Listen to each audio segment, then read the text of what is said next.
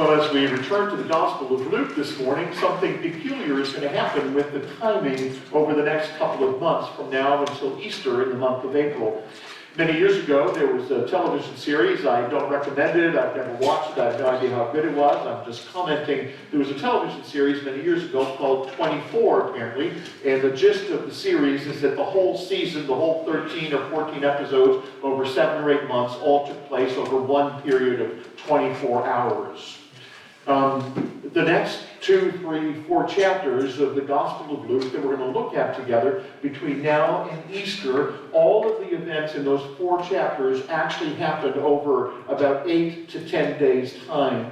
And so as we go through Sunday by Sunday, I'm going to keep reminding you of the timing a little bit.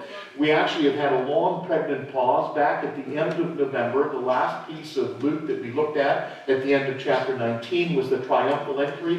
This begins the last week of Jesus' life.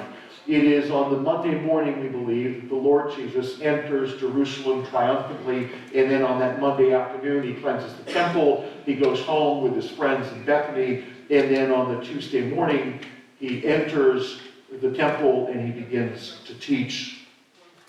Now, Jesus is in a difficult spot. He knows by this time that the religious leaders are trying to kill him. He knows that they're looking for him. He knows that they want to trap him. They're going to try and do that with some arguments.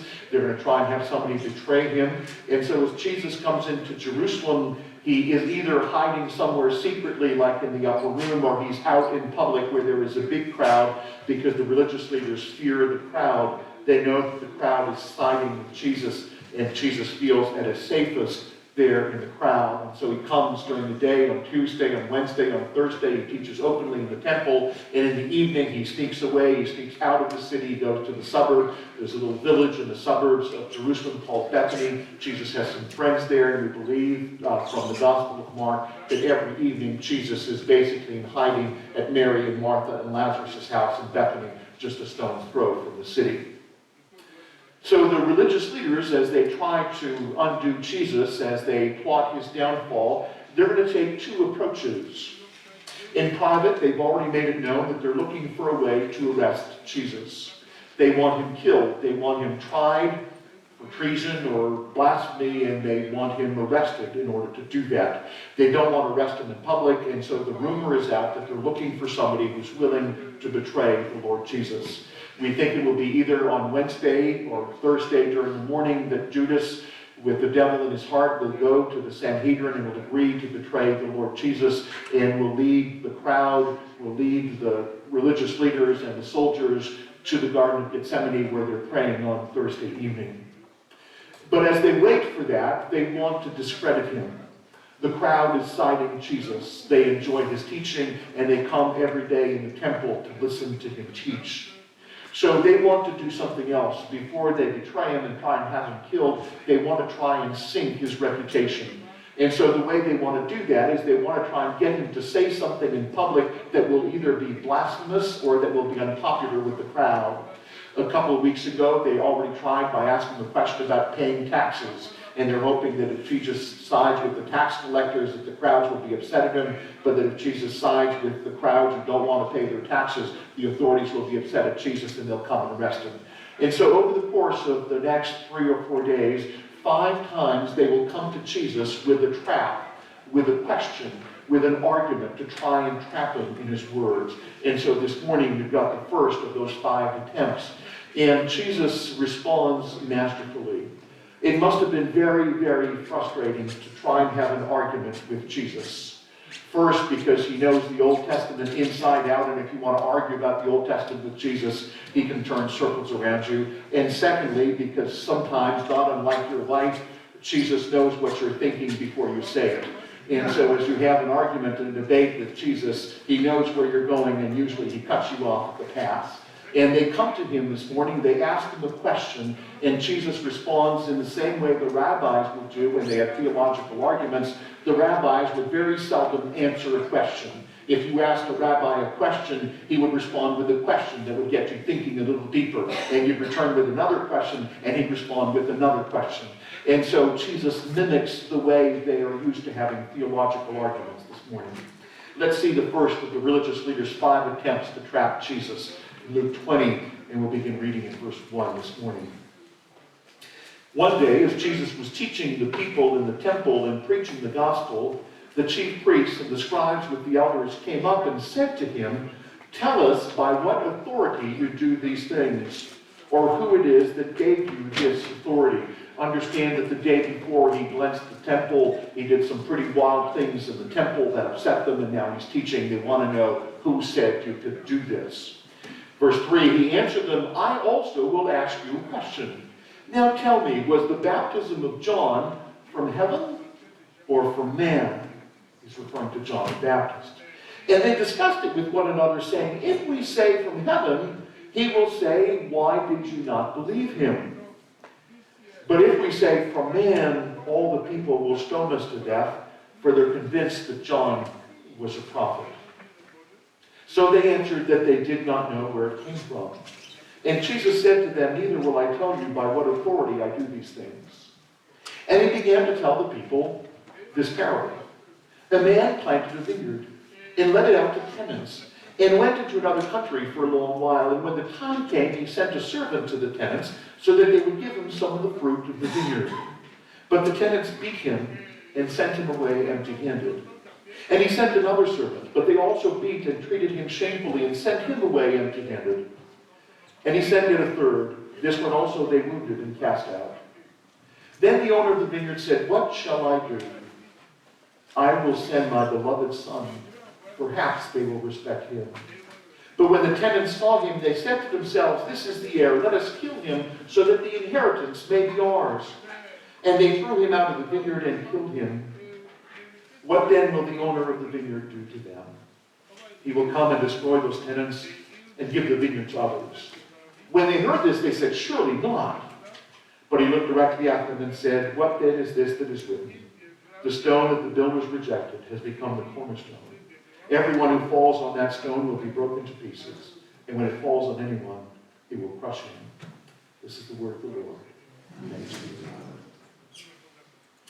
The religious leaders are not very subtle with this first attack on Jesus. If this were written today, and this was in today's lingo, they might ask Jesus, "Who do you think you are?" What has them upset on this Tuesday morning isn't just the fact that on the Monday he had come in, flipped the crooked money changers' temple tables, driven out the money-hungry animal sellers who were robbing the people with low-quality cattle sold for top dollar. All of that was bad enough. But what has them even more upset on this Tuesday morning is that he has set himself up as some kind of authoritative rabbi teaching the crowds with apparent authority. Now you need to understand, you have to earn the right to do this. There are rabbis who taught in the temple all the time. It frequently happened, but you have to have some credentials. You have to have studied somewhere to have the right to do this. You would need to spend some time studying with some famous, well-known rabbi whose authority you would carry. In their day, it would have been the equivalent of getting your PhD or writing a best-selling book on the New York Times hot list or being ordained at some seminary. But Jesus had none of this. He had none of that pedigree. He was a simple, uneducated country carpenter from the little town of Nazareth, of all places.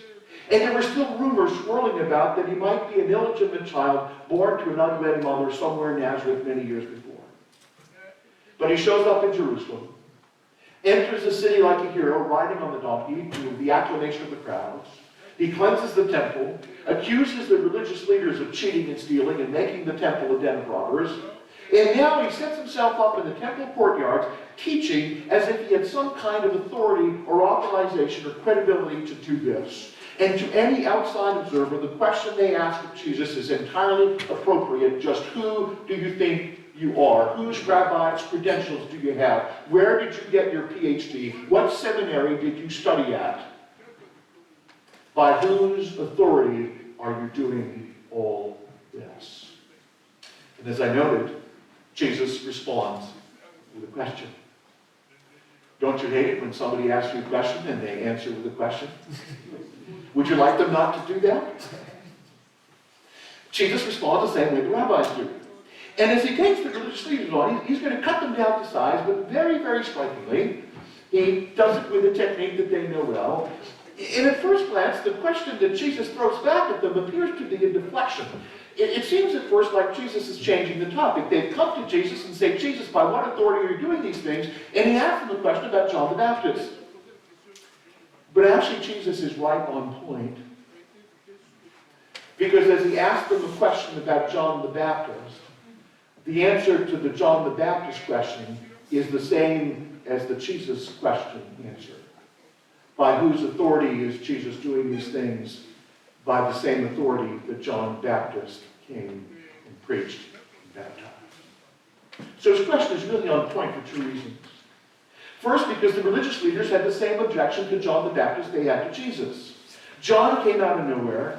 He was uneducated, unstudied. He had no pedigree. He never studied any recognized rabbis. He had no letters after his name. There were no diplomas on the wall of his office. And worse than that, he didn't even have an office. And he's not even showing up in a nice suit to teach. He's wearing camel skin with a rough belt. And talk about a diet. If you're looking for a diet for the new year, try John the Baptist. Locusts roasted in honey. I hear it's pretty nutritious. Try it and let me know how it goes. By whose authority is Jesus doing what he did? By the same authority that John the Baptist did what he did. Except that in the case of Jesus, the authority is a little more direct. And to highlight that, Jesus is going to tell them a story. It's the very last parable that Jesus will tell in Luke. You might remember when we started the Gospel of Luke, I told you that Luke had more parables than any of the other Gospel writers. He loves parables. He knows how powerful they are. And this one actually, this last one that Jesus teaches right at the beginning of his Passion Week, just 2 or 3 days before they managed to kill him and nail him to the cross, this last parable he tells is the strongest and most direct and least subtle of his parables. In case you haven't noticed, Jesus does not have the gift of subtlety. And the parable strikes a chord with Jesus' listeners for two reasons. After King Herod had come to the throne, he had re-engineered the way society worked in Israel.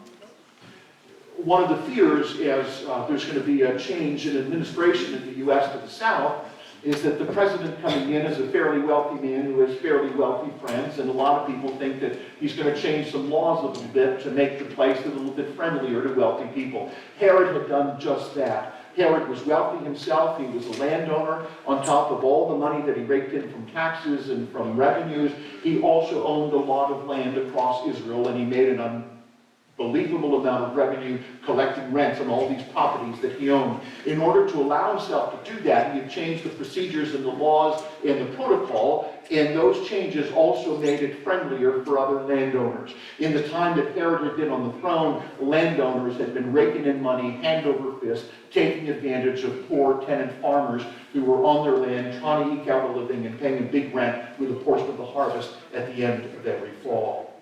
So it was a well-known system to Jesus' listeners. And they also understood that usually things were stacked in favor of the landlords. This shouldn't be a surprise to you. This is always the way it works for a couple of reasons, because of some rental agreements with a few of our congregations that we were trying to muddle over the last couple of years. I had the privilege of spending a few days sitting in the audience at the administrative tribunal, rental tribunal. There's 2 or 3 of them in Montreal, and I tell you, if you don't think that things are stacked in favor of tenants in Montreal, just spend a few days in the administrative tribunal and see how the process goes. But as Jesus tells a story about an absentee landlord, there are a couple of surprising twists. Twists that would have resonated with his hearers because they would have been familiar with the image of somebody planting a vine and caring for it. And one of the reasons we tweaked a thing for them is that this image of the vine, they knew what this image was. Imagine for a second if President-elect Trump tweeted a message on his Facebook account or wherever else he's using these days, and he told you that he'd had a vision about a bald eagle crumpling up a maple leaf and eating it. You would understand what he's talking about, right? Because eagles and maple leaf, we know what those symbols mean, right? As Jesus tells the story, it's a story about not just a field of wheat or of corn or of barley. It is a story about a vineyard. About a vineyard that a landlord has lovingly planted and cared for. And right away, their thoughts zing back to Isaiah 5. At the beginning of Isaiah 5, God speaks to his people and he says, you are my vineyard. I've planted you, protected you, fertilized you, watered you, sent sun on you, cared for you. And so as this parable starts about a vineyard, there's a little thing that goes off in their heads and goes, oh, I think he's talking about us. And they had appropriated the symbol. It's so much so, in fact, that one of the largest icons, one of the largest symbols that was found in the temple was on two of the huge doors that separated the outer courtyard where the Gentiles could go and the inner courtyard where the Jews were allowed to go. And on that great big gate, it was 20 to 30 feet high and 40 and 50 feet wide. There was two massive wooden gates. And on those two gates was inlaid this beautiful encrusted image of a vine. It was bas-relief. It wasn't just drawn on there. It was etched and carved into those two wooden gates. And it was overlaid with silver and with bronze. It just gleamed in the sun. When you went to Jerusalem, there were a couple of places where you wanted to have your picture taken if you'd had a camera in Jesus' day. And one of those places was in front of this beautiful etching of the vine. It was a symbol of the Jewish people of Israel. So right from the start, the crowd can tell that Jesus is talking about them. God is the landowner, and the vine that he's planted and cared for is Israel. And then when the details start to emerge, it doesn't take much to realize that the tenants, the bad tenants, the one taking care of the vine, it seems like they're the religious leaders. Now the tenants' brutal reaction to the messengers that the landowner sends appears brutal at first, but remember what Jesus said about the city of Jerusalem. This is the city that kills the prophets and the messengers and all of those that God sends to her. So far, all the details of the parable make sense. You can imagine this happening. The owner of the vineyard would be entirely in his right to send more and more servants to collect the rent and the dues that were rightfully his from his property. But what comes next is entirely startling. And here's the shock. You remember when we started the parables of Luke, I told you there's a couple things you got to look for in the parables. You got to look for that central lesson. And one of the ways to figure out the central lesson is usually there's this surprise. Usually in Jesus' parables, there's this aha moment that is just completely shocking. In the parable of the prodigal son, it's not surprising that the prodigal son eventually comes to his sense and comes running home. What's surprising is that the father welcomes him. In the parable of the 99 sheep and the one lost sheep, what's shocking is that the shepherd leaves, the 99 shepherd goes to find one lost one. In each one of the parables, there's this moment where you go, wait. This doesn't make sense. Why would anybody in their right mind do this? And so here comes the moment in the parable. The landowner has sent these messengers to get the fruit of his vineyard. They've all been mistreated and kicked out, and they've all come home empty-handed. What should he do next? If you were the owner of the vineyard, what's your next step? How do you escalate? They have just mistreated 3 of your servants, send them back to you empty-handed. What do? You call the police, right? You get the bailiff. You get a court order. Or you hire a security firm with a couple of armed guards to show up at the vineyard and kick those tenants out and make sure. But what does the landowner in the parable do? The landowner sends his beloved son. This is risky. They mistreated all the other servants. He's putting his son at risk, his beloved, his precious son. And that's the aha moment in the parable. I didn't want to tell you, but I wanted to sneak in one more Christmas parable for you. There it is, the incarnation. The landowner sends his beloved son to rebellious, undeserving people. And at that moment, the religious leaders and the people listening go, wait. This is not a parable about us. This is a parable about him. And what happens next makes even less sense.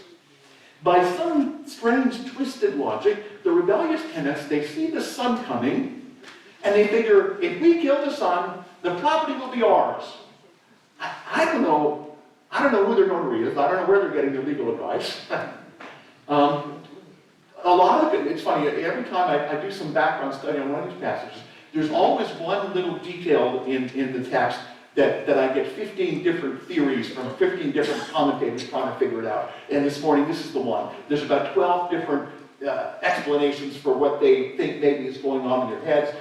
The best one suggests that maybe if the son is there, they think, well, if the son is there, it's because the father's dead, and if the son is there, then there's no heir after him, and if we kill the son, then there's nobody left who owns the property, and if we've killed the last owner of the property, we can kind of take it over and sort of do squatters' rights, and if we steer long enough, then we can... I don't know what their thinking is, but it makes us think, we'll just kill the son, and let's be honest. So then in the final scene of the parable, the owner finally seems to do what we expected him to do first. He comes in person, and he brings judgment on the evil tenant. But that's expected, we understand. But what's not expected is he didn't do that first.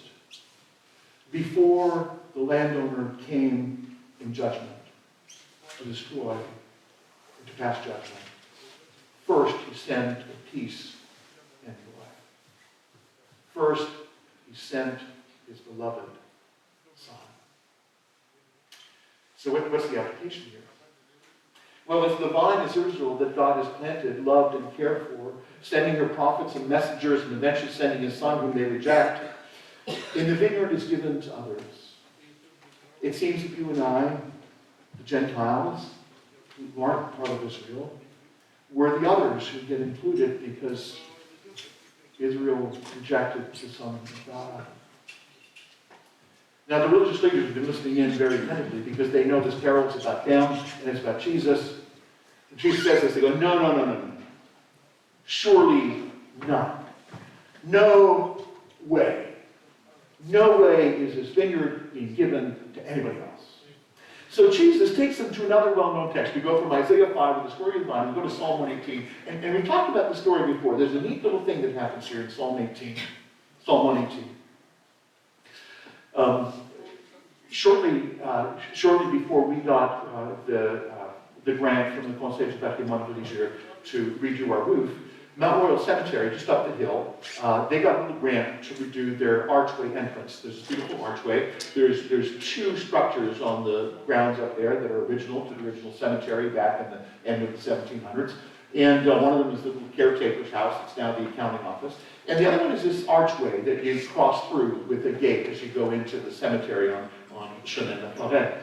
And this gate, unfortunately, the foundation had done incorrectly, and the foundation cracked, and so this beautiful stone archway was starting to crack, and bricks were starting to fall. So they got a grant to redo it, and it was really neat. The first thing they had to do was take it apart, and over 2 summers, there's 2 architecture students from the University of Montreal who came, and as they disassembled the archway stone by stone, they wrote a number on the back of the stone, they took a picture, and they cataloged where it went.